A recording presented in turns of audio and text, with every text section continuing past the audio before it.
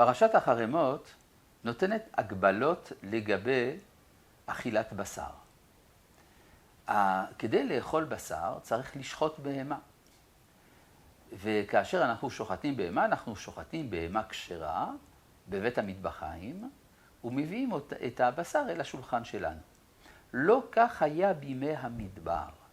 בזמן שאבותינו היו במדבר, היה מותר לאכול בשר של בהמה רק בתור קורבן.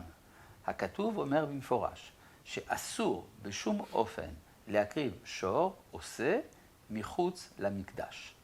יש את השאלה, מדוע?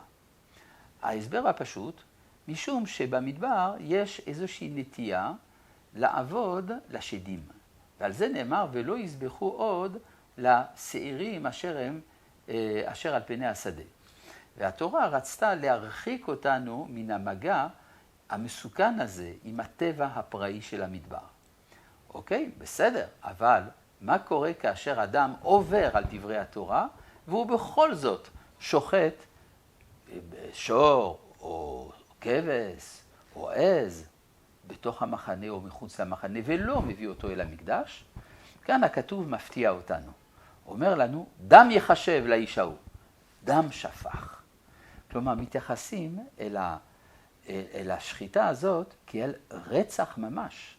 ברגע שהאדם שופך דם של בהמה אפילו, אבל שלא לפי ההוראה של בורא העולם, בעצם הוא מבטא איזושהי פראיות שמשווה אותו לרוצח.